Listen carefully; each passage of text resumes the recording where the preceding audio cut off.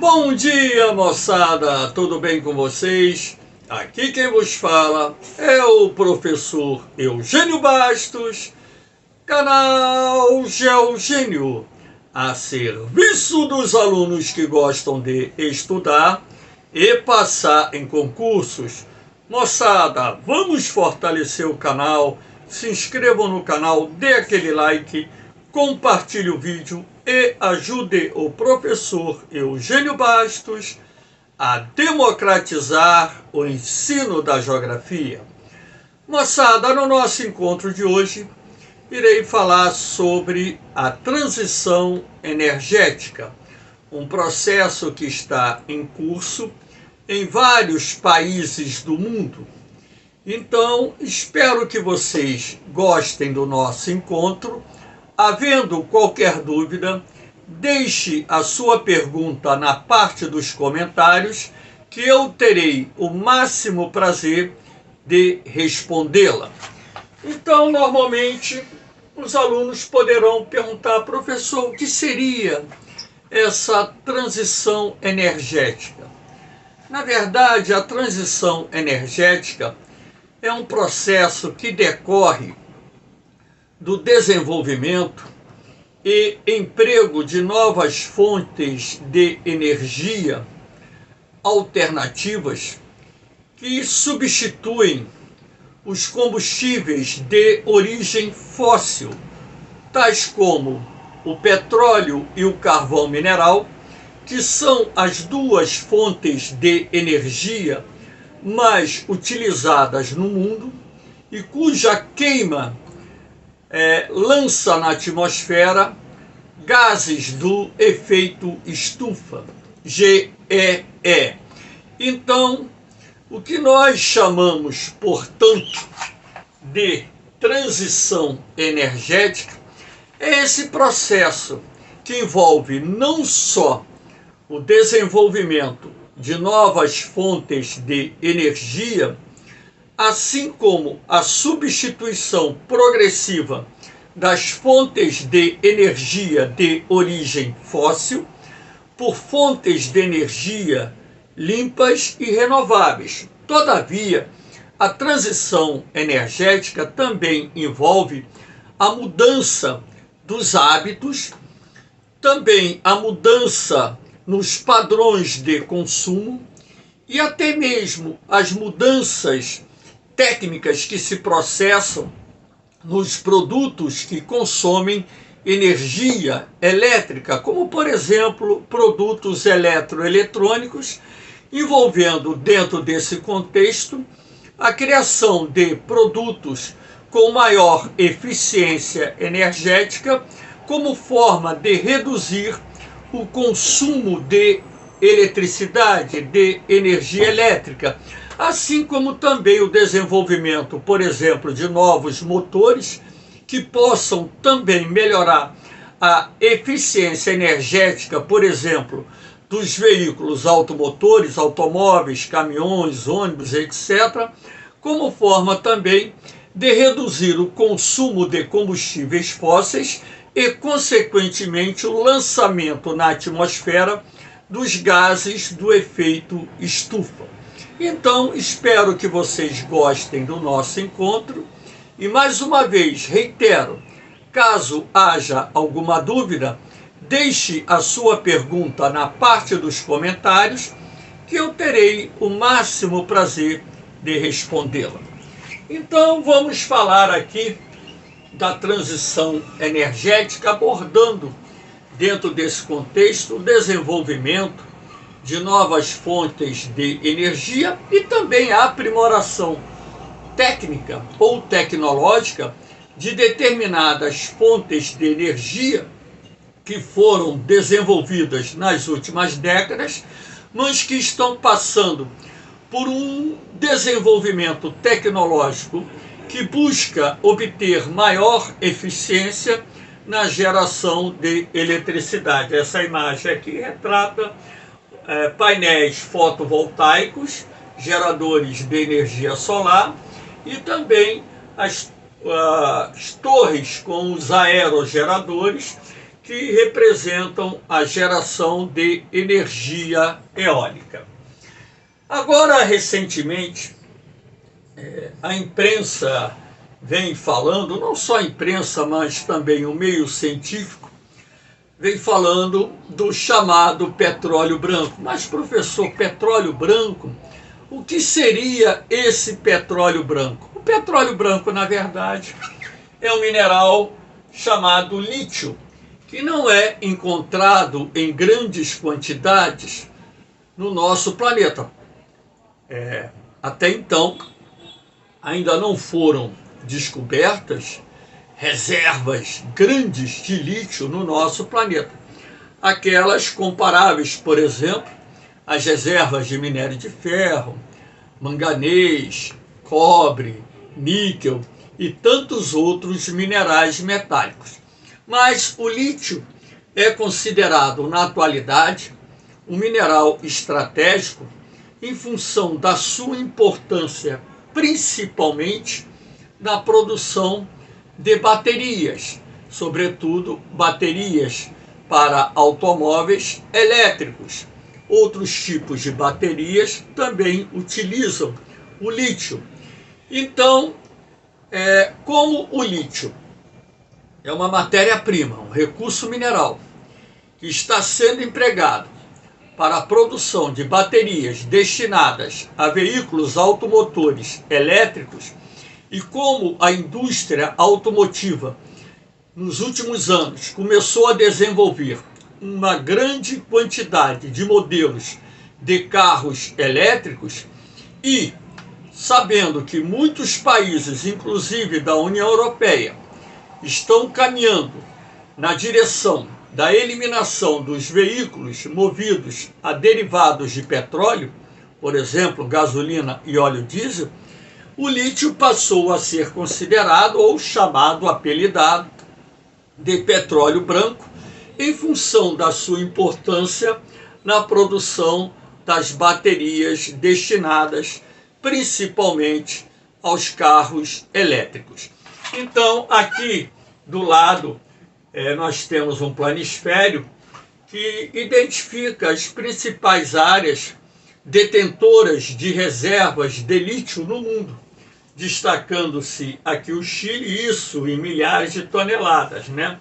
Então, na verdade, o Chile, com reservas estimadas em 9.200.000 toneladas de lítio, é o país que, no momento, detém as maiores reservas conhecidas. Depois vem a Austrália, com 5.700.000 toneladas, a Argentina, 2.200.000 toneladas, a China, com 1.500.000 toneladas, Estados Unidos, com 750.000 toneladas, e repare o Brasil aqui com 95.000 toneladas, e seguido de Portugal, que é o único país da Europa que aparece aqui em destaque, né, com reserva de 60.000 toneladas de lítio. Claro que com o passar dos anos, é bem provável que novas reservas venham ser descobertas, e sendo assim, esses dados acabem sendo alterados. Mas essa é a posição que nós tínhamos no ano de 2021, nós estamos no início de 2023, portanto, podemos assim considerar dados bastante atualizados. Aqui nós temos, um modelo de carro elétrico, lembrando que a produção de carro elétrico vem crescendo sistematicamente em vários países do mundo, principalmente nos Estados Unidos, na Europa, na China, no Japão e por aí vai. Então, há uma tendência crescente de produção de carros elétricos que progressivamente vão substituindo os carros movidos a derivados de petróleo, e sendo assim, aqueles países que têm políticas orientadas para o chamado carbono neutro ou carbono zero, como por exemplo países da União Europeia, estão mais avançados nessa questão do desenvolvimento, produção e venda de carros elétricos, que são carros que, na verdade, produzem emissões zero de carbono, portanto, não poluem o ar atmosférico. E é uma tendência que nós vamos ter ao longo do século XXI, talvez na segunda metade do século XXI, já não haja mais produção de automóveis movidos a derivados de petróleo. Aqui nós temos o e-fuel, gasolina sintética, que é uma tecnologia que foi desenvolvida e que é bastante interessante, né? Então muita gente pergunta, mas professor, o que seria essa gasolina sintética? Como se produz essa gasolina sintética? Então eu coloquei aqui, ó. O novo combustível é feito sem utilizar o petróleo, tendo como matéria-prima apenas a água e o ar. O processo de fabricação em larga escala é por meio da eletrólise, que separa a água em oxigênio e hidrogênio. Em seguida, sintetizam os componentes com dióxido de carbono para a geração de metanol sintético. Refinam e o conteúdo é transformado no e-fuel, que é um combustível que rodou muito bem nos veículos automotores, carros, ônibus, caminhões, movidos a gasolina e óleo diesel. Então, esse ano que passou, 2022, foi inaugurada lá no Chile a primeira grande usina de produção de e-fuel do mundo. E a previsão é que até o ano de 2025 ela seja capaz de produzir cerca de 25 milhões de litros de e-fuel por ano. Claro que a ideia do Chile, por exemplo, é que essa planta industrial ela se desenvolva e consiga atender a demanda de pelo menos 1 milhão de veículos automotores com esse novo tipo de combustível, que é muito menos poluente do que a queima do petróleo, ou seja, a queima do petróleo, não, perdão, a queima do óleo diesel e a queima da gasolina, ou seja, as emissões do e-fuel para a atmosfera são praticamente zero, bem próximas de zero. Então, é uma fonte de energia alternativa que está dentro desse contexto do processo de desenvolvimento das tecnologias que buscam neutralizar as emissões de carbono para a atmosfera, se não neutralizar por completo, pelo menos reduzir e muito essas emissões de CO2 para a atmosfera. Aqui nós temos também o hidrogênio verde, que é um novo combustível que está sendo desenvolvido, que também, ao longo do século XXI, fará parte, né, de um percentual considerável da fonte de energia que vai movimentar principalmente veículos automotores e também poderá ser até mesmo utilizada para a geração de energia elétrica através de usinas termoelétricas. Então, aqui nós temos, né, esse processo que é bastante interessante, né, onde nós temos aqui torres para geração de energia eólica offshore, ou seja, no mar. Então, o vento do mar ele é aproveitado para a geração de eletricidade. Essa eletricidade que a gente vai chamar de eletricidade verde, porque ela não emite gases do efeito estufa, ou seja, uma usina eólica é uma usina limpa, ou seja, geradora de energia limpa e renovável. Então, a eletricidade verde produz o hidrogênio. Então, aqui dentro nós temos um processo de separação da água, né, do oxigênio e do hidrogênio. Então, aqui você vai ter o processo de produção do hidrogênio. Aqui você tem os cilindros onde o hidrogênio vai ser armazenado com toda a segurança. E aqui você tem o aquecimento de carbono zero para as casas. Então você pode utilizar isso também para, por exemplo, sistemas de calefação. Esse hidrogênio também poderá ser utilizado em veículos automotores, também poderá ser utilizado em caldeiras industriais, também em usinas termoelétricas e por aí vai.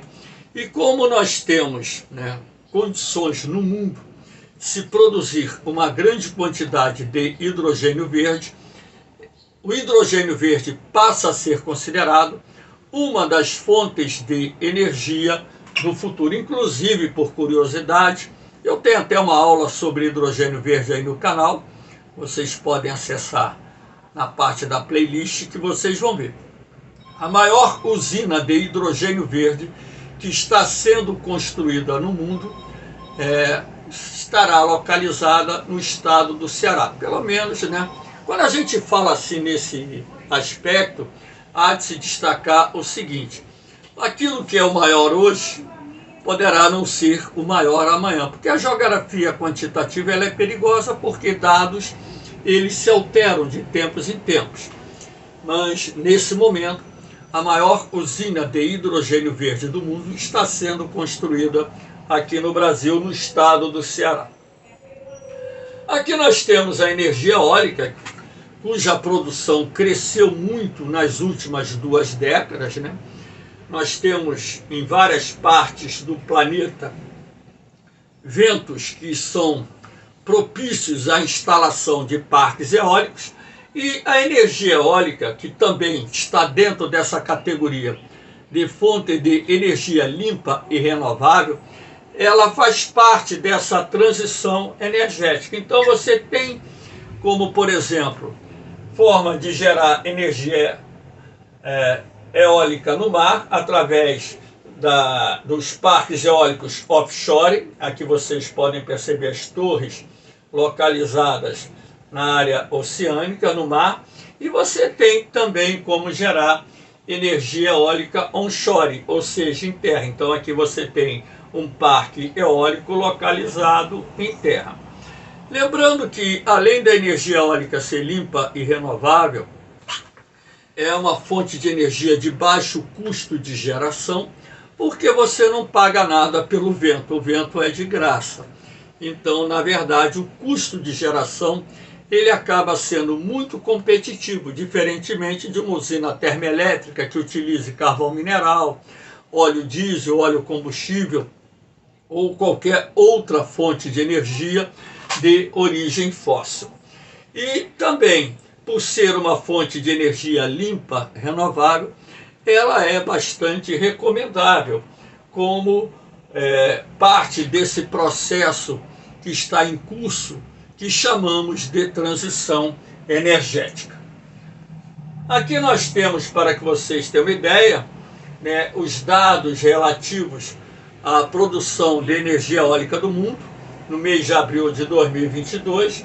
Repare, a China disparada, maior produtor mundial de energia eólica, que naquela época a sua capacidade instalada era de 310 gigawatts, ou seja, bastante expressivo. Então, nesse grupo de países que se destacam entre os 6 maiores produtores mundiais, a China, repare, que entre os 6 maiores produtores mundiais, ela representa mais da metade da produção. Em segundo lugar, vem os Estados Unidos, com 134 gigawatts. Terceiro lugar, a Alemanha, com 57 gigawatts. Quarto lugar, a Índia, com 40 gigawatts. Quinto lugar, a Espanha, com 28.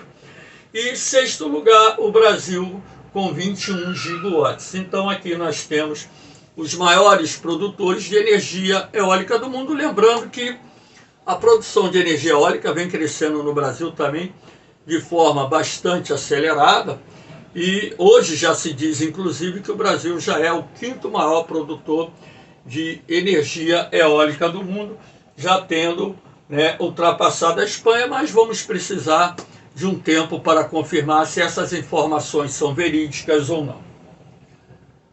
Aqui nós temos também a energia solar, que faz parte desse processo da transição energética.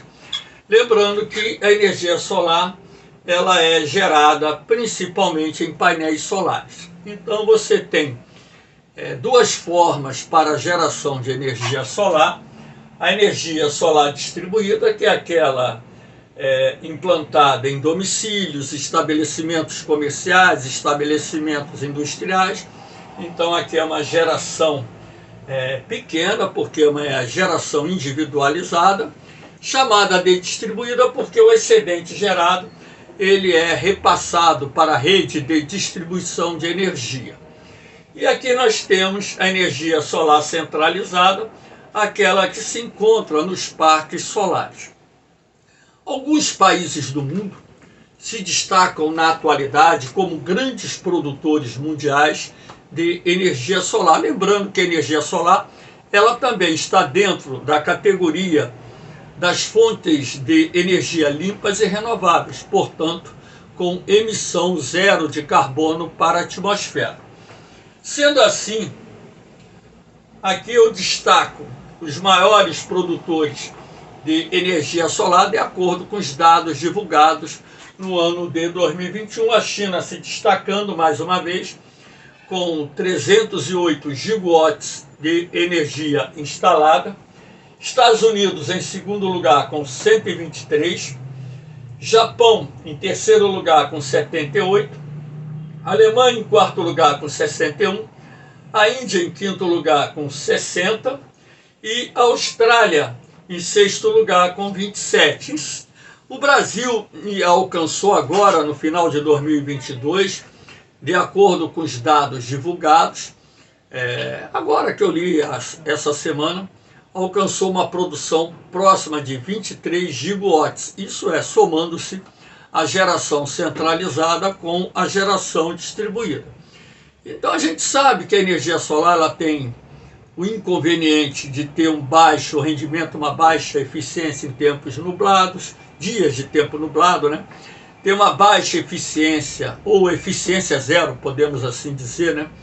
Em determinadas regiões do planeta em certas épocas do ano, áreas de altas latitudes, por exemplo, onde a presença da luz solar no inverno não se faz presente, você não vai gerar energia solar. E também você tem aquele período noturno em que você não consegue gerar energia solar, que são alguns inconvenientes. Além do mais, os parques solares, com grande capacidade de geração de eletricidade, acabam ocupando, né, grandes áreas. E, de certa forma, isso acaba também contribuindo para algum tipo de impacto ambiental, assim como acontece também com os parques eólicos. Agora, se você colocar no papel, o custo da geração de energia solar é bastante competitivo, porque você não paga nada pelos raios solares. Não é como você utilizar o carvão, o urânio, o petróleo, por aí vai, para gerar energia. Energia solar ela é de graça, pelo menos a fonte que é utilizada para geração de eletricidade. Então é uma fonte de energia limpa, renovável, não produz gases do efeito estufa, estando dentro desse contexto da transição energética em curso no nosso planeta. Aqui nós temos também os biocombustíveis, né? Como o etanol, o metanol, o biodiesel, o querosene de aviação, que podem ser produzidos através de plantas. Aqui nós temos a cana-de-açúcar, muito utilizada no Brasil para a produção do etanol. O Brasil é um dos maiores produtores mundiais de etanol, juntamente com os Estados Unidos. Aqui nós temos também a cana-de-açúcar, simbolizando. Agora, os biocombustíveis, eles podem ser produzidos de sementes oleaginosas. Toda semente oleaginosa, como a soja, girassol, algodão, colza, pinhão manso, e tantas outras, podem ser utilizadas e estão sendo utilizadas em várias partes do mundo para a produção dos biocombustíveis. Os biocombustíveis apresentam baixa emissão de carbono para a atmosfera, ou seja, são muito menos poluentes do que os derivados de petróleo e também o carvão mineral. E, de acordo com os cientistas, a quantidade de CO2 que a queima dos biocombustíveis lança na atmosfera é absorvida de volta pelas plantas que são utilizadas para a produção da matéria-prima que será empregada na obtenção dos biocombustíveis. Estados Unidos, França, Alemanha, Brasil, Indonésia, China, Índia se destacam no cenário internacional como grandes produtores mundiais de biocombustíveis. Nós poderemos acrescentar, além dos biocombustíveis, a chamada biomassa. Toda matéria orgânica, resíduo da agricultura, por exemplo, assim como qualquer outra matéria de origem orgânica cuja queima pode ser efetuada para alimentar caldeiras destinadas à geração de eletricidade, também faz parte desse contexto da busca da chamada transição energética. Agora, a biomassa, a queima da biomassa, ela gera mais gases poluentes, havendo a necessidade de se utilizar os dispositivos de contenção, filtros, etc., catalisadores, para reduzir ao máximo as emissões de CO2 na atmosfera. Aqui nós temos a energia dos oceanos, né? Bastante interessante. A energia dos oceanos pode ser aproveitada através das usinas maremotriz, ou seja, que geram eletricidade a partir da força das marés, a partir da energia das ondas, como temos aqui esse protótipo em operação, assim como a energia das correntes marinhas, que pode ser obtida através da instalação de turbinas aqui no fundo do mar, na parte submersa, e onde passa a corrente marinha, ela vai promover a movimentação dessas hélices que vão mover as turbinas que farão a conversão da energia para energia elétrica. Então, existem três formas bem simples, podemos assim dizer, para a geração de energia através dos oceanos: a energia das ondas, a energia das marés, a energia das correntes marinhas. A que tem maior potencial é a energia das correntes marinhas, mas esse processo ainda não está tão desenvolvido no mundo. A produção de eletricidade através da energia dos oceanos está avançando, porém num ritmo bastante lento quando comparado ao desenvolvimento de outras fontes de energia. E aqui nós temos o carbono zero, porque o objetivo dos países que estão desenvolvendo políticas destinadas à transição energética é neutralizar as emissões de carbono ao longo do século XXI. Alguns países do mundo, como o da União Europeia, têm em meta neutralizar essas emissões até meados do século XXI. Outros países cujo processo está avançando num ritmo mais lento têm por objetivo neutralizar essas emissões de carbono até o final do século XXI. Então, essa transição energética nada mais é do que esse processo que está em curso em vários países do mundo, que estão reunindo esforços para reduzir as emissões de carbono na atmosfera como forma de combater o aquecimento global e impedir que a temperatura média do planeta continue subindo num ritmo mais acelerado. Então, hoje há um esforço muito grande, já pré-estabelecido por diversos governos do mundo, em tentar conter esse aquecimento global, evitando que este ultrapasse a 1,5 grau até o final do século XXI. E um dos mecanismos para isso, e o mais importante dentro da minha opinião, está dentro desse contexto da transição energética. Moçada, espero que vocês tenham gostado da aula, dê aquela forcinha. Lembrando que o canal Geogênio não é monetizado, ele não tem fins lucrativos. O canal Geogênio foi criado para ser uma ferramenta de suporte, de apoio, de estudos, que permita você ter uma base melhor para um concurso de vestibular, para um concurso militar, para um concurso de uma escola técnica, enfim. O canal Geogênio foi criado para democratizar o ensino da geografia, levando aos jovens do Brasil inteiro, e até mesmo aos adultos, um pouquinho do ensino da geografia, sobretudo aqueles temas que mais caem em concurso, dando a você o suporte necessário para melhorar o seu rendimento na prova. A única coisa que eu peço é que ajude a divulgar esse trabalho. Não para que eu ganhe dinheiro no YouTube, como eu disse, o canal Geogênio não é monetizado, não foi e não será monetizado, porque ele foi criado com o objetivo de ajudar você a se preparar para passar nos concursos. Valeu, moçada! Um abração em vocês, um beijão no coração. Fiquem com Deus, eu vou, mas eu volto, hein? Fui!